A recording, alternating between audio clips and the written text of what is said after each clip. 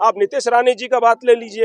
यहाँ पर हमारे रामगिरी महाराज को जो बयान देने के लिए मजबूर किया गया, वो ग्रंथ के अंदर एक चिट्ठी रखी गई और उनसे ये कहा गया कि आप ये बोलिए और महाराष्ट्र की जनता वोट डालेंगी। राज्यसभा हमारे इमरान प्रतापगढ़ी उत्तर प्रदेश से आके लेंगे, अबू असमी साहब वहाँ उत्तर प्रदेश से आएंगे, यहाँ के शेर महाराष्ट्र बन जाएंगे। आरिफ नसीम खान कांग्रेस में आ जाएंगे, वो हमारे शेर महाराष्ट्र बन जाएंगे। नवाब मलिक साहब उत्तर प्रदेश से आएंगे, हमारे मंत्री बन जाएंगे। महाराष्ट्र के मुसलमानों को अपनी क़यादत क्यों नहीं की दी जाती? गंगा मुक्त अभियान के अध्यक्ष शेख सुभान अली हमारे साथ मौजूद है, जो आज अकोला में आए थे, जिन्होंने विशेष कार्यक्रम को संबोधित किया।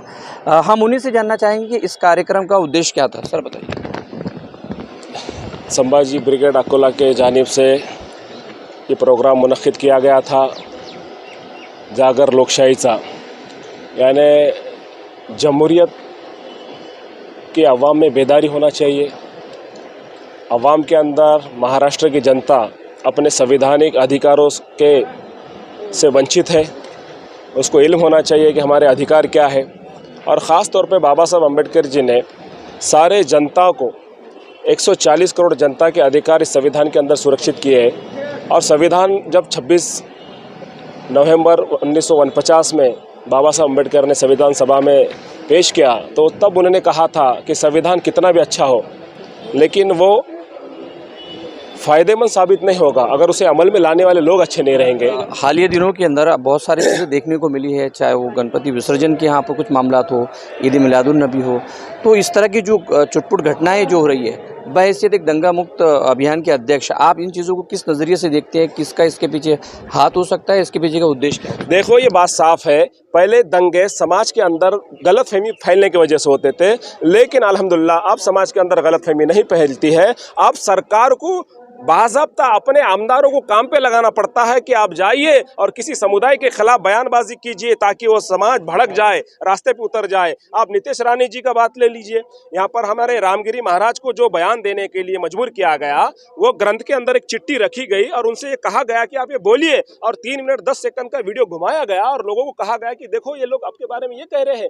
अब उनके रामगिरी महाराज जो है 52 साल उनकी उम्र है, जिंदगी में कभी उन्होंने ऐसी बात नहीं की। उनके जो गुरु थे नारायण गिरी महाराज, उन्होंने कभी ऐसी बात नहीं की। उनके जो गुरु थे गंगा गिरी महाराज, उन्होंने कभी ऐसी बात नहीं की। तो हमें समझना चाहिए, उस वीडियो को हम अगर बारीकी से देखेंगे तो उसके अंदर 11 मरतबा वो शास्त्र के अंदर रखी हुई चिट्ठी को देखते हैं और कहते हैं कि एक्स मुस्लिम साइड ऐसी है, कहते हैं कि बांग्लादेश के मौलाना ने ऐसा कहा, कहते हैं कि बांग्लादेश में महिला पे अत्याचार हुआ। जब बांग्लादेश की लोक संख्या 1,30,00,000 है हिंदुओं की, तो कोटिवधी हिंदू कैसे आएंगे सीमा रेशे के ऊपर? और 5 साल पहले वो पाकिस्तान के एक मौलाना का वीडियो देखते हैं और कहते हैं कि वो मौलाना कह रहे हैं कि मैं ये क्या देख रहा हूँ, ये देखने के लिए मैं यहाँ क्यों जिंदा हूँ। 5 साल पहले देखे रामगिरी महाराज ने वीडियो, और 5 साल के बाद आज विधानसभा के पहले बयान कर रहे हैं। इसका मतलब ये है कि किसी ने उन्हें मजबूर किया है। हमें समझने की जरूरत है, साजिश जितने भी वारदात हुए हैं समाज के तरफ से पहल नहीं हुई, सरकार के तरफ से प्रायोजित ये सब दंगे कराने की साजिश थी और यहाँ की अवाम ने उसे ठुकरा दिया। सर, अभी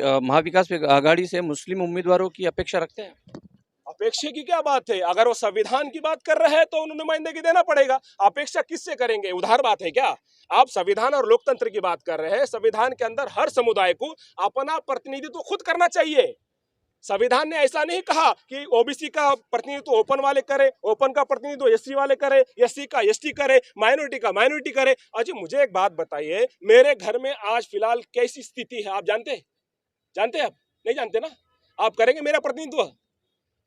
जब मैं जानता हूं मेरे बच्चे किस हाल में है, मेरे माँ बाप किस हाल में है, मेरा घर परिवार किस हाल में है, तो आप ये जिद क्यों कर रहे हैं कि मेरा प्रतिनिधित्व आप करेंगे?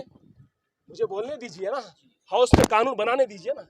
तो इंशाअल्लाह ताला महाराष्ट्र का जो मराठी मुसलमान है, जिसे महरूम रखा गया क़यादत से, अब मुझे एक बात बताइए, महाराष्ट्र की जनता वोट डालेंगी, राज्यसभा हमारे इमरान प्रतापगढ़ी उत्तर प्रदेश से आके लेंगे, अबू असमी साहब वहाँ उत्तर प्रदेश से आएंगे, यहाँ के शेर महाराष्ट्र बन जाएंगे। आरिफ नसीम खान कांग्रेस में आ जाएंगे, वो हमारे शेर महाराष्ट्र बन जाएंगे। नवाब मलिक साहब उत्तर प्रदेश से आएंगे, हमारे मंत्री बन जाएंगे। महाराष्ट्र के मुसलमानों को अपनी क़यादत क्यों नहीं की दी जाती? संविधान में क्या उसका हक नहीं है? समझ रहे ना? मैं इंसाफ की बात कर रहा हूँ, संविधान की बात कर रहा हूँ, और उम्मीद करता हूँ कि महाराष्ट्र का 2 करोड़ मुसलमान अपने इंसाफ और हक के लिए खुद अपनी आवाज़ बनेगा इंशाल्लाह। हम दूसरे के खिलाफ नहीं है, लेकिन हम इंसाफ के साथ हैं। थैंक यू बातचीत करने के लिए। तो ये थे हमारे साथ में शेख सुभान अली, जिनका साफ कहना था कि इस महाराष्ट्र में जहां एक तरफ दंगे मुक्त होने चाहिए, वहीं आने वाले चुनाव में पार्टियों को, राजनीतिक पार्टियों को मुस्लिम नुमाइंदों के बारे में, मुस्लिम उम्मीदवारों को चुनाव में टिकट देने के बारे में ज़रूर सोचना चाहिए।